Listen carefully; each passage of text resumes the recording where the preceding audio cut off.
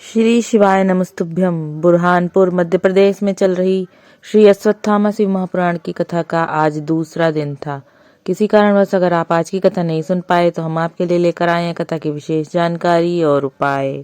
आज कथा की शुरुआत में गुरुजी ने कहा प्रशासन अधिकारियों से कि गेट बंद कर दिया जाए, चाहे कोई वीआईपी हो या वीवीआईपी हो, किसी के लिए गेट ना खोला जाए। जिन्हें कथा सुननी है वो सुबह 6 बजे से यहाँ पर आकर बैठे हैं। जिनको कथा सुननी होती है वो समय पर आते हैं। गुरुजी ने कहा कि कथा में वही पहुंच पाता है जो शिव की गिनती में आता है। आज की कथा में गुरुजी ने कहा कि माँ और गौ माता का दूध हमें संस्कार का एक पन्ना पढ़ाता है। अपने बच्चे को कार मत दिलाओ, संस्कार दिलाओ।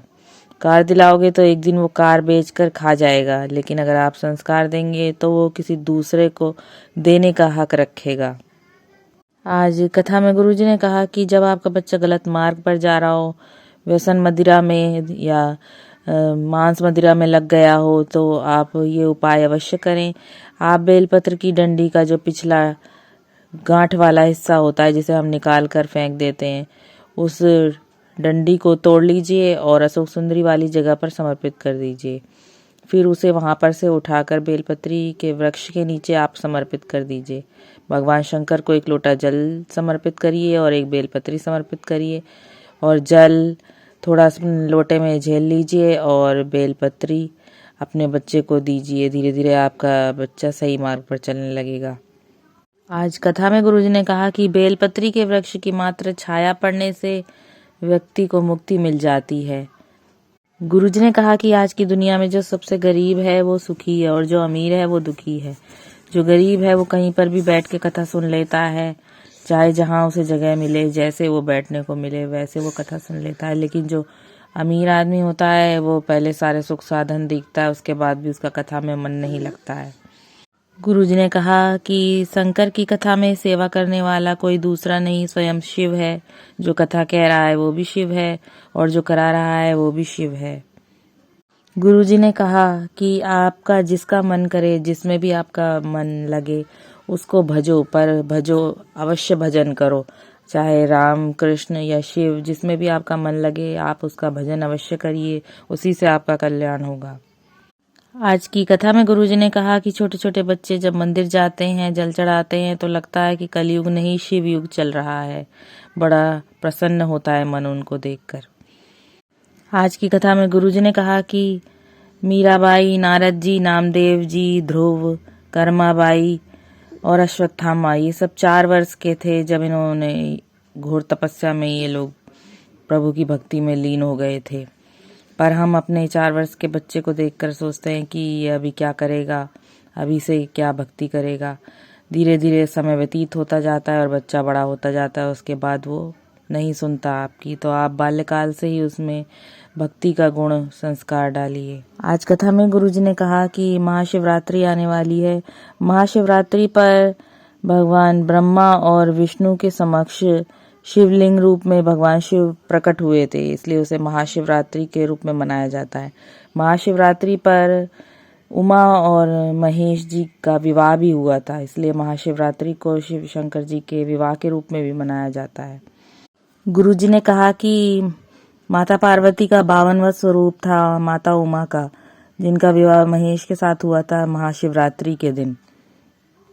गुरुजी ने कहा कि माता पार्वती के संग भगवान शिव शंकर का विवाह वैशाख में शुक्ल पक्ष की पंचमी के दिन हुआ था। माता पार्वती के जन्म से पहले 51 स्वरूप जो थे उनका शिव भगवान के संग विवाह हुआ था, वो उन मुंडों की माला है।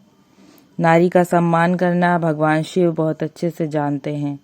गुरुजी ने कहा कि सभी देवों में अपनी नारी को इतना सम्मान देने वाले केवल एक भगवान शिव मात्र शिव हैं, जो अभी तक अपनी नारी के जाने के बाद भी उनके मुंडों को अपने गले में धारण किए हुए हैं।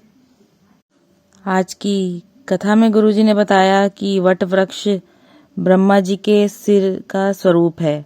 भगवान शिव ने वरदान दिया था कि वो वट वृक्ष के नीचे वटकेश्वर महादेव के नाम से पूजे जाएंगे। गुरुजी ने कहा कि जब आप पर बहुत कर्जा बढ़ गया हो तो आप वट वृक्ष के नीचे जो भी महादेव हों उनको वटकेश्वर महादेव के नाम से जल समर्पित करें। धीरे धीरे आपका कर्जा अवश्य दूर हो जाएगा। आज की कथा में पुष्पा जी का पत्र आया था। उन्होंने बताया कि उनकी छोटी बहन को की विवाह को 12 वर्ष हो गए थे, लेकिन संतान की प्राप्ति नहीं हुई थी। बहुत खर्चा किया था उन्होंने, डॉक्टर को भी दिखाया था, लेकिन कोई फ़ायदा नहीं हुआ। फिर उन्होंने अपनी बहन से शिव महापुराण की कथा सुनने को कहा। उन्होंने कथा सुनी, भगवान शिव को जल चढ़ाया और बेलपत्री चढ़ाई और उसका आचमन किया, सेवन किया, आंकड़े की जड़ का उपाय किया। भोलेनाथ की कृपा से उन्हें जुड़वा बच्चों की प्राप्ति हुई। आभार व्यक्त करने के लिए कथा पांडाल में आई थी। आज की कथा में एक और पत्र आया था। उन्होंने बताया कि उनके भाई का एक्सीडेंट हो गया था, वो कोमा में चला गया था। 99% शरीर उनका काम करना बंद कर दिया था। डॉक्टर ने 48 घंटे का समय दिया था। वेंटिलेटर पर आ गया था उनका भाई। तब उन्होंने सीहोर के कंकर शंकर के पूजा करी और बेलपत्री अपने भाई के बेड पर रख दी और भगवान शिव का जल लगाया उनके शरीर पर। कुछ ही घंटे में उनके नेत्र खुल गए।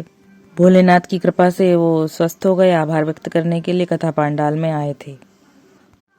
आज की कथा में देवेंद्र पंडित जी का पत्र आया था। उन्होंने बताया कि उनके शरीर में गर्मी के कारण लाल लाल धब्बे, फफोले जैसे पड़ जाते थे। उन्होंने टीवी पर शिव महापुराण की कथा सुनी थी और दुर्वा और बेलपत्र और जल शंकर जी को समर्पित करते और जल अपने शरीर पर लगाते थे। आज पूर्ण रूप से स्वस्थ हो गए। आभार व्यक्त करने के लिए कथा पांडाल में आए थे। आज की कथा में किरण जी का पत्र आया था। उन्होंने बताया कि उनकी बेटी कार से उज्जैन जा रही थी। रास्ते में उनका एक्सीडेंट हो गया था। हालत बहुत खराब थी, चेहरा पूरी तरीके से खराब हो गया था।